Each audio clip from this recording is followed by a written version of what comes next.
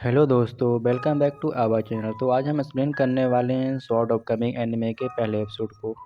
कहानी की शुरुआत में हम देखते हैं कि बहुत सारे लोग कहीं पर अटैक करने के लिए जा रहे होते हैं, लेकिन इनके सामने एक चैंग फिंगर नाम का आदमी खड़ा था, जो इनसे कहता है कि चैंग फिंगर अभी भी यहाँ पर है, इसीलिए तुम अपना एक कदम भी आगे बढ़ाने के बारे में नहीं सोच सकते। और फिर हम देखते हैं कि चैंग फिंगर तुरंत ही अपने पावर का यूज करने लगता है और उनका सामना करने के लिए रेडी हो गया था, मगर अभी भी हम देखते हैं कि वो सब लोग इसकी बात मानने के लिए रेडी नहीं थे और वो सभी लोग चैंग फिंगर पर अटैक करने के लिए जाने लगते हैं।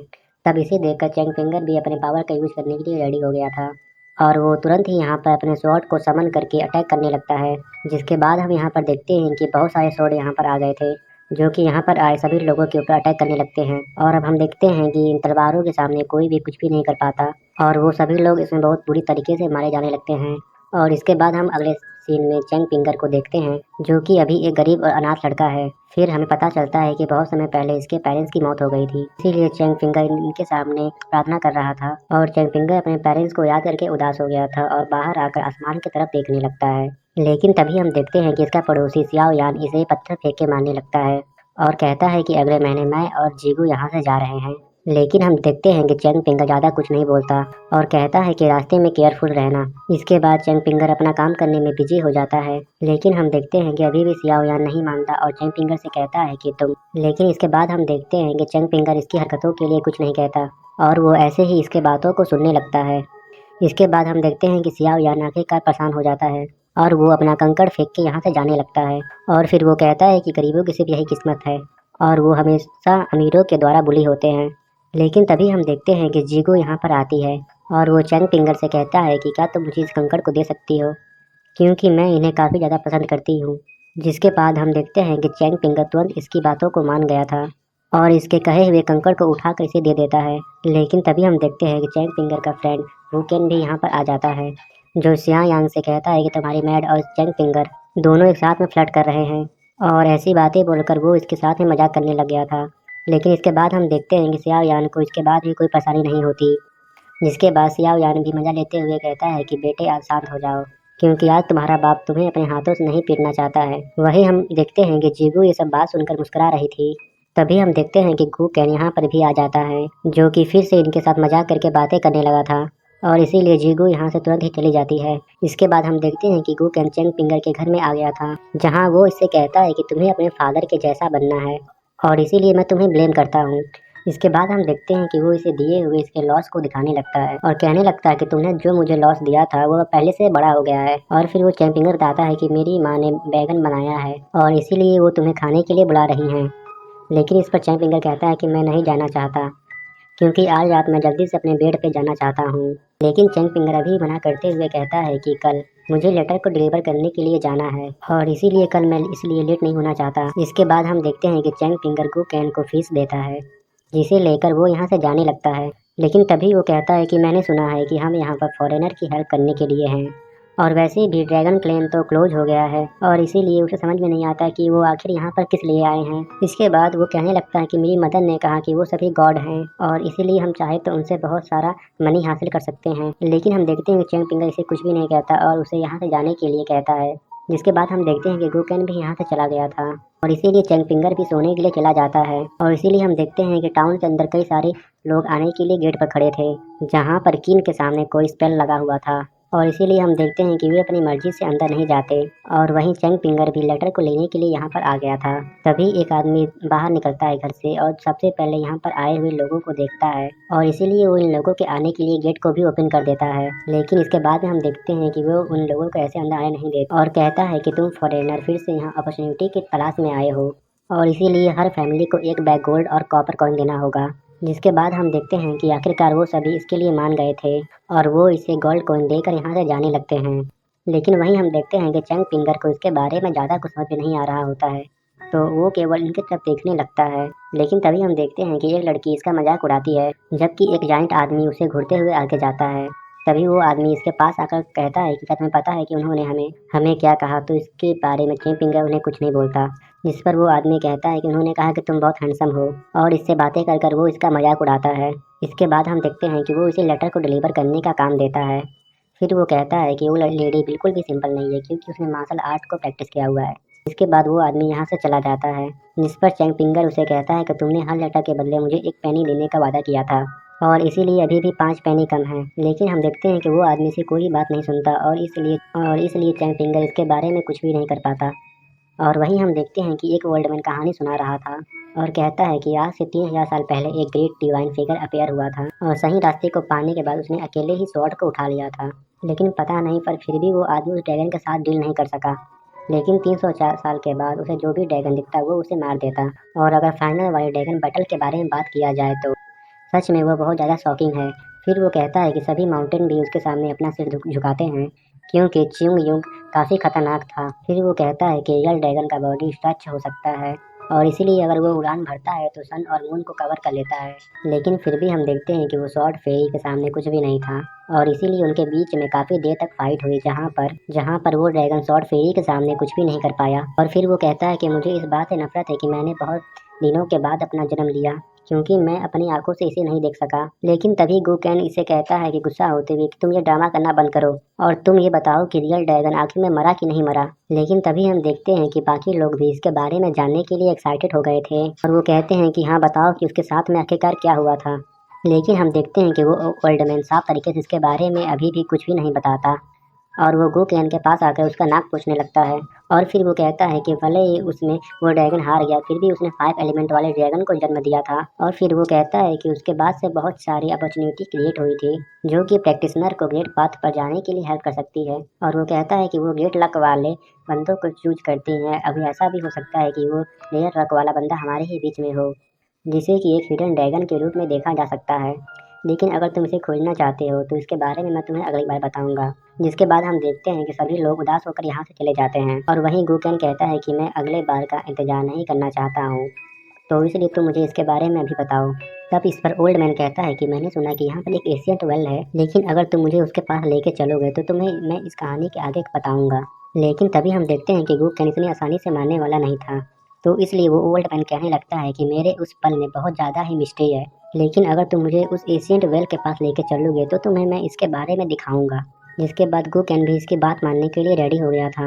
वहीं उधर हम देखते हैं कि चैंग फिंगर लेटर को डिलीवर करने के लिए निकल गया था जहाँ पर वो एक ऐसे आदमी से मिलता है जो कि उसके साथ में बिल्कुल भी अच्छे तरीके से बिहेव नहीं करता। जिसके बाद हम देखते हैं कि चैंग फिंगर एक बड़े से घर में जाने वाला था इसीलिए पहले वो अपने कपड़े को साफ कर लेता है और फिर हम देखते हैं कि वो लेटर को डिलीवर करने के लिए जाता है। तभी उसे देखकर एक आदमी उसे नाश्ता कराने के लिए अंदर बुलाता है लेकिन हम देखते हैं चैंग फिंगर केवल थैंक यू बोलकर वहां से चला जाता है। इसके बाद हम देखते हैं कि चैंग फिंगर एक ऐसी जगह पर जाने वाला था जहां पर बहुत सारे बच्चे स्टडी कर रहे थे। तभी हम देखते हैं कि चैंग फिंगर कुछ देर में यहाँ पर भी आ गया था जो कि स्टडी करते हुए बच्चों को देखता रह जाता है और वो इसके बारे में कुछ भी नहीं बोल पाता। वहीं हम देखते हैं कि एक मास्टर बच्चों को स्टडी कराने में बिजी था और इसीलिए चैंग फिंगर इसे बिल्कुल भी डिस्टर्ब नहीं करता। लेकिन तभी हम देखते हैं कि मास्टर की नज़र चैंग फिंगर के ऊपर जाती है और इसीलिए चैंग फिंगर इस बात से थोड़ा सा अनकंफर्टेबल हो गया था। लेकिन वही हम देखते हैं कि वो मास्टर सबसे पहले स्टडी कराने पर ध्यान देता है और फिर वो चैंग फिंगर से मिलने के लिए सामने आता है। जिसके बाद हम देखते हैं कि चैंग फिंगर ने इसका लेटर से दे दिया था और इसके बाद वो चैंग फिंगर से कहता है कि तुम अपनी लाइफ में कुछ भी नहीं कर सके। और फिर हम देखते हैं कि चैंग फिंगर इस बारे में सोचता रह जाता है और वो इसके बारे में कुछ भी नहीं बोलता। तभी वो मास्टर चैंग फिंगर से कहता है कि जेंटलमैन धीरे धीरे वॉक करते हैं और मैं तुम्हें बताना चाहता हूँ कि वो वर्ल्ड जो यहाँ के बाहर है। लेकिन चैंग फिंगर उसे गुड बाय बोलकर और यहाँ से जाने लगता है। जिसके बाद हम देखते हैं कि वो एक मार्केट वाली जगह से होकर गुजर रहा था लेकिन पैसे कम होने की वजह से वो कुछ भी नहीं खरीदता।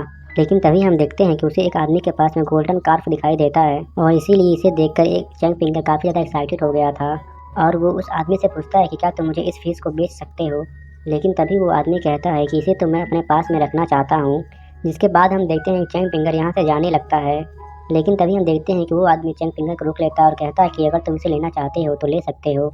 लेकिन उसके बाद हम देखते हैं चैंग फिंगर इस आदमी से इसका रेट जानने की कोशिश करता है और कहता है कि मेरे पास तो केवल 5 सेंट है इसलिए क्या तुम मुझे इसे दे सकते हो।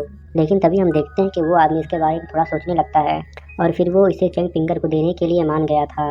लेकिन तभी 2 आदमी यहाँ पर आ जाते हैं और इसे 50 सेंट देते हुए कहते हैं कि इसे तुम मुझे दे दो।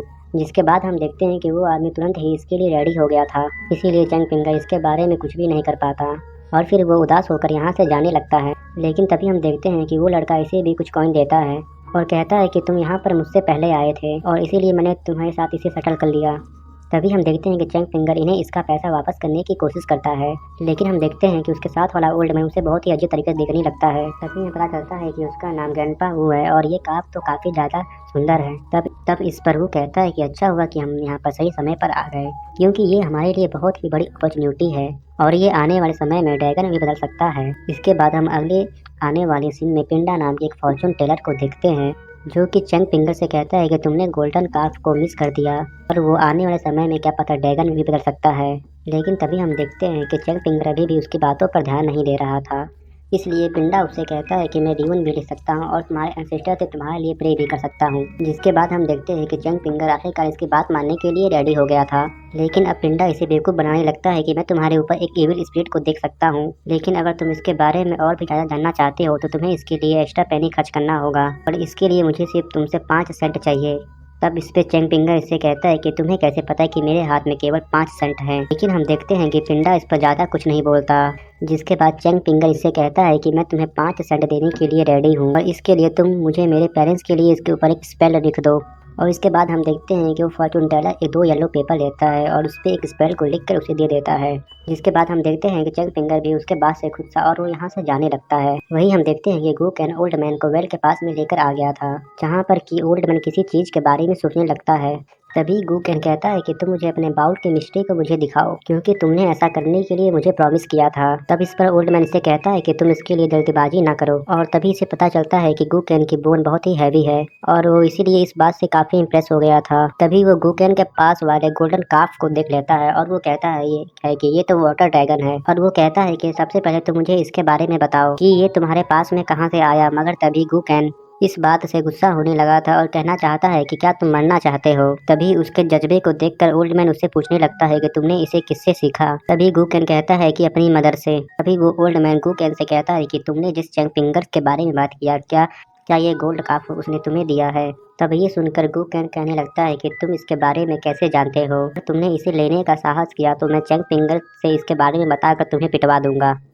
तभी हम देखते हैं कि ओल्ड मैन चैंग फिंगर के बारे में कोई कैलकुलेशन करने लगता है और फिर वो गूकेन से पूछता है कि तुम्हारे और उसके बीच में क्या रिलेशन है। और फिर हम देखते हैं कि ओल्ड मैन फिर से कोई कैलकुलेशन करने लगता है और उसके हाथ में कोई पावर जनरेट होती है और फिर वो गूकेन से कहता है कि तुम्हारी डेस्टिनी मेरे साथ में रहने की है और इसीलिए मैं तुम्हें बाउल की मिस्ट्री को दिखाने वाला हूँ। जिसके बाद हम देखते हैं कि गूकेन भी इसके बारे में देखने के लिए एक्साइटेड हो गया था, लेकिन तभी हम देखते हैं कि ओल्ड मैन जैसे ही अपने बाउल से वाटर को गिराने लगता है, वैसे ही वाटर धीरे धीरे बढ़ने लगता है, जो कि अब पूरे टाउन में तबाही लेकर आ गई थी। और फिर हम देखते हैं कि गूकेन बहुत ज़्यादा ही डर गया था और वो तुरंत ही यहाँ से भागने लगता है।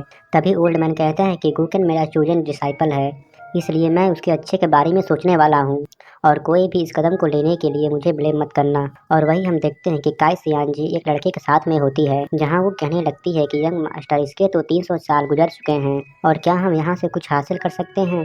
तभी वो लड़का काई सियान जी से कहता है कि हम इसके सीक्रेट के बारे में रिवील नहीं कर सकते, इसलिए भले ही ये टाउन पुराना हो गया है लेकिन अभी भी यहाँ पर सेंट बैठे हुए हैं।